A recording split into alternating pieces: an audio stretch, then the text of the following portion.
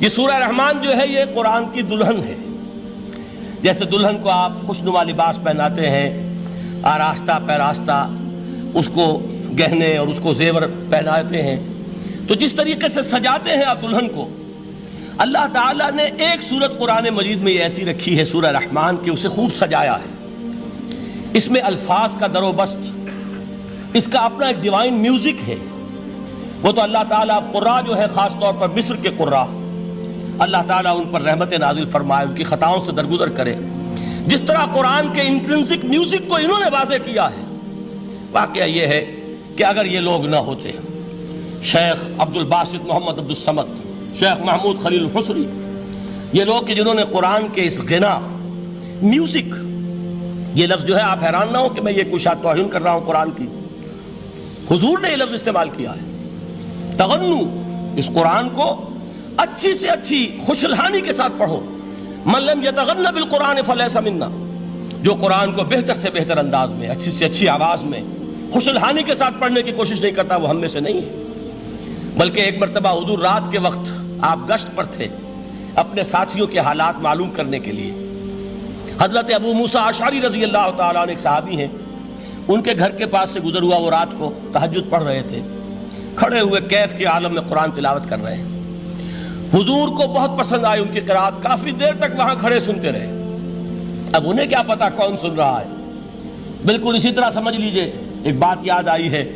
حضور فرماتے ہیں کہ جس طرح کان لگا کر اللہ قرآن کو سنتا ہے، کسی چیز کو نہیں سنتا. ہمیں نظر نہیں آتا نا، ہمیں معلوم نہیں ہے. ہم قرآن پڑھ رہے ہیں تو سننے والا کون ہے؟ سب سے زیادہ کان لگا کر خود اللہ. یہاں اس لیے مجھے یاد آیا کہ ابو موسیٰ اشعری کو کیا پتا تھا کہ کون سن رہا ہے. وہ اپنی کیفیت میں نماز میں تہجد میں قرآن کی تلاوت کر رہے تھے، اور ظاہر بات ہے ان کے گھر ایکڑوں میں بنے ہوئے نہیں تھے، ایک ایک کمرہ، ایک ایک کوئی حجرہ، ایسے ہی تو گھر تھے نا صحابہ کے. لہذا حضور پاس سے گزرے، آواز آئی، کافی دیر سنتے رہے. اس کے بعد آپ تشریف لے گئے، صبح فجر میں ملاقات ہوئی تو حضور نے تحسین کے انداز میں فرمایا، یا ابا موسیٰ انک قد اوتیت مزمارا من مزامیر آل داؤد.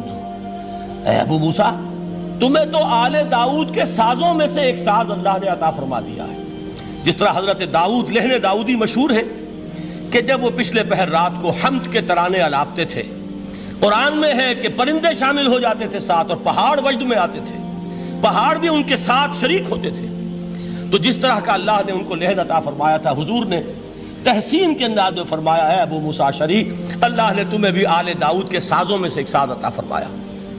بہرحال قرآن مجید کا جو یہ میوزک ہے، قرآن کے الفاظ کا جو حسن ہے، جہاں تک حسن معنوی ہے وہ تو ہر لفظ میں ہے، لیکن یہ حسن ظاہری، حسن صوتی، حسن لفظی، یہ اپنے کلائمیکس پر آپ کو نظر آئے گا سورہ رحمان میں.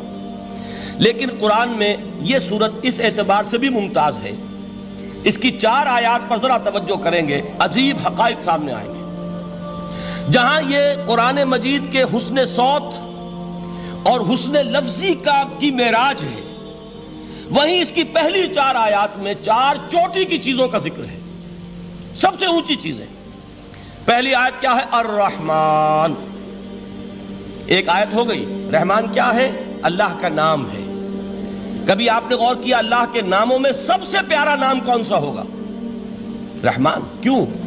اس کا مادہ کیا ہے؟ رحمت. ہمیں سب سے بڑھ کر جس چیز کی ضرورت ہے وہ کیا ہے؟ رحمت خداوندی.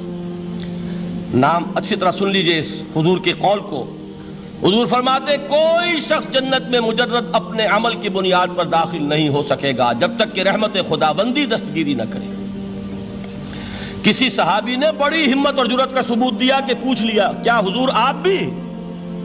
جب آپ نے فرمایا کوئی شخص داخل نہیں ہو سکتا جنت میں محض اپنے عمل کی بنیاد پر جب تک کہ رحمت خداوندی جو ہے وہ دستگیری نہ فرمائے.